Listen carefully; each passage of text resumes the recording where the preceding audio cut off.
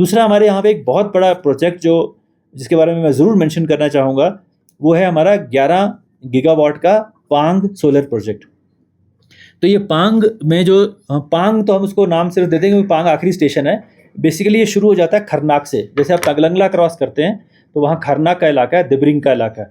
तो पांग खरनाक दिब्रिंग से लेते हुए वो बहुत बड़ा एक मेडो का इलाका आता है जहाँ चरागाह है हमारी, और एंड में पांग आता है, फिर पांग से नीचे नाला आता है। तो ये सारा इलाका जो है लगभग 50,000 एकड़ के करीब या 48,000 एकड़ के करीब जो है, यहाँ यूटी बनने से बहुत पहले, यूटी बनने से 4-5 साल पहले ये बात चली कि हम इस इलाके में एक सोलर, क्योंकि हमारी सबसे हमारे यहाँ गोल्ड नहीं होता, हमारे यहाँ कोई स्टील या आयरन ओर नहीं है, हमारे यहाँ कोई एल्यूमिनियम नहीं निकलता है, हमारे यहाँ कोई इतना मिनरल नहीं निकलती, मगर हमारे यहाँ पे सोलर गोल्ड है। मतलब हमारे यहाँ पे इतना ज़्यादा सोलर पोटेंशियल है कि आप जो हैं यहाँ 365 दिनों में 310 या 320 दिन यहाँ सनी डे होते हैं, क्योंकि बाकी कंट्री में नहीं होता, वहाँ मानसून होती है तो बादल आ जाते हैं।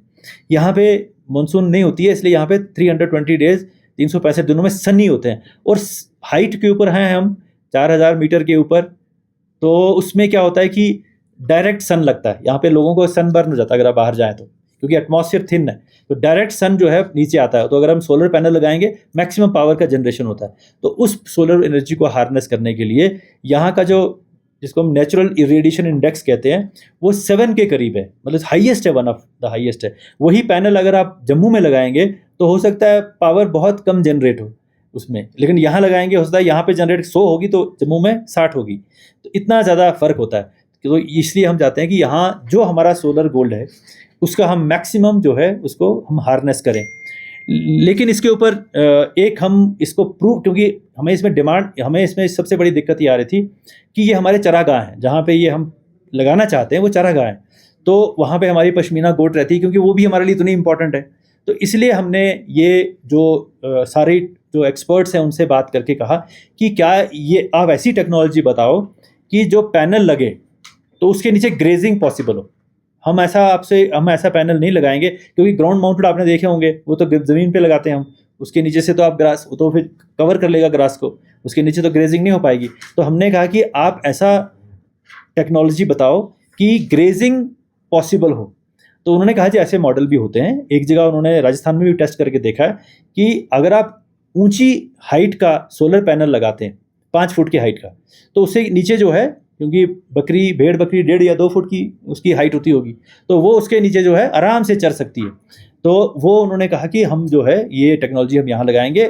मैंने कहा अगर आप ये टेक्नोलॉजी नहीं लगाएंगे तो यहाँ ये पॉसिबल नहीं है ये प्लांट लगाना, ना ये लोग परमिट करेंगे, क्योंकि हम भी नहीं चाहते कि हमारी ग्रेजिंग अफेक्टेड हो, हमारे नोमैड्स अफेक्टेड हो। तो उन्होंने कहा नहीं, टेक्नोलॉजी अवेलेबल है, कॉस्टली होती है, 10% कॉस्ट एक्स्ट्रा लगती है। अगर मान लीजिए दूसरा वाला टेक्नोलॉजी से अगर मान लीजिए 10 करोड़ का पर मेगावाट है तो ये 11 करोड़ की पड़ेगी। तो हमने कहा वो तो आपका काम है देखना, मगर हम जो है हम नहीं चाहते कि आप इसको ग्रेजिंग अफेक्टेड हो।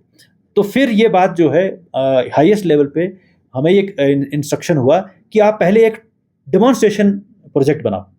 इससे पहले कि आप ये इतना बड़ा प्रोजेक्ट शुरू करो, उससे पहले आप डेमोन्स्ट्रेशन प्रोजेक्ट बनाओ, जहां आप ये जो सोलर पैनल आप जो लगाना चाहते हो, जो आप प्लान कर रहे हो, वो लगा के देखो, लोगों को बताओ कि आइए हम आपको दिखाते हैं ये हमने लगाया हुआ है, यहाँ ग्रेजिंग हो रही है। तो तब लोग मान जाएंगे, या उनको ये यकीन हो जाएगा कि अब जो है हमारी ग्रेजिंग इफेक्ट नहीं होगी।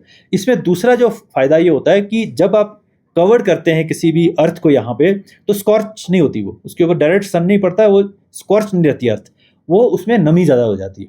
क्योंकि जब उसको छाँव मिलती है तो सर्दियों में जब बर्फ़ पिघलती है, गर्मी आते आते जब बर्फ़ पिघलती है तो मॉइस्चर रिटेंशन ज़्यादा होता है, क्योंकि धूप डायरेक्टली ज़मीन पे नहीं पड़ रही है, तो बेटर ग्रास ग्रोथ होता है। तो ये उन्होंने बाहर भी, राजस्थान में और वर्ल्ड में बाहर भी टेस्ट किया है कि the vegetables grow better under the solar panels if they are raised. तो इसके डबल फायदे हो गए, एक तो ग्रेजिंग भी पॉसिबल है, दूसरा वहाँ पे घास भी बहुत अच्छा आएगा। तो ये चीज़ें, लेकिन हमें ये इंस्ट्रक्शन हुआ हाईएस्ट लेवल पे इस कंट्री के, उन्होंने कहा नहीं, लोगों को पहले आप करके दिखाओ। तो हमने वो जो वहाँ पे 2 हेक्टेयर की ज़मीन पांग में ली, उसमें हमने 1 हेक्टेयर में हम 500 किलोवाट का हाई रेज्ड सोलर प्लांट लगा रहे हैं, और उसके साथ में हमने 1 हेक्टेयर का ओपन कंट्रोल प्लॉट रखा है। अब हम दोनों में देखेंगे कि वो उसके नीचे ग्रेजिंग पॉसिबल है या नहीं, वो तो हम विजुअल देख सकते हैं, उसमें तो कोई इशू नहीं है देखने में। लेकिन फिर हमने जो है कि उसका मॉइस्चर कंटेंट इंप्रूव होता है कि नहीं, उसके लिए हमने जो हमारा एग्रीकल्चर साइंटिस्ट है हमारे लद्दाख यूनिवर्सिटी की, उनकी टीम बनाई है कि वो हर एक महीने के ऊपर उन दोनों का मॉइस्चर कंटेंट मेजर करें, ताकि हम ये साइंटिफिकली प्रूव कर पाएँ कि सोलर पैनल के नीचे बेटर रिटेंशन ऑफ मॉइस्चर होता है और बेटर ग्रास और वेजिटेशन का ग्रोथ होता है।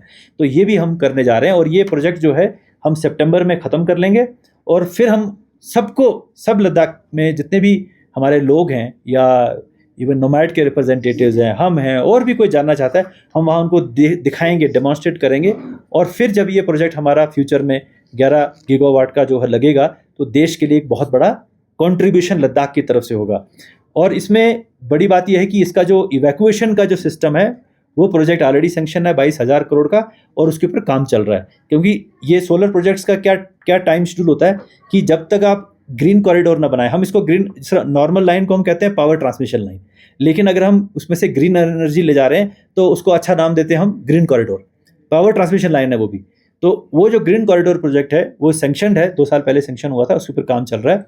उसमें ये जो शेड्यूल इस तरह से होता है सोलर प्रोजेक्ट्स का कि जब ग्रीन कॉरिडोर प्रोजेक्ट 50% हो जाता है तो उसके बाद सोलर प्रोजेक्ट का काम शुरू होता है। तो जब वो 50% शुरू हो जाएगा तब तक हम ये डेमॉन्स्ट्रेशन जो है सितंबर में कर लेंगे, और यहाँ के जितने भी लोग जो हैं उनको दिखाएंगे कि भाई देखिए ये हम जो बनाने जा रहे हैं, इससे हमारा ग्रेजिंग अफेक्टेड नहीं होगा, बल्कि वो बेटर हो जाएगा, और हमारी हो सकता है पॉपुलेशन भी पश्मीना की बेटर हो जाएगी। जो पांग के बारे में बताया था, पांग दबरिंग, पांग और सरचू में जो रबी है, सरचू जो प्रोजेक्ट वो नीचे है। अच्छा। हाँ। जो अभी कुछ एलिगेशन लगा रहा है कि सोशल मीडिया पे अभी जो सोलर पावर ऑलरेडी बनना शुरू हो गया, क्या कुछ टावर खड़ा कर रहा है, वो जो ट्रायल के लिए हो रहा है क्या? हाँ, वो ट्रायल वाला, वो डेमोन्स्ट्रेशन प्रोजेक्ट है, अच्छा। वो वाला बन रहा है।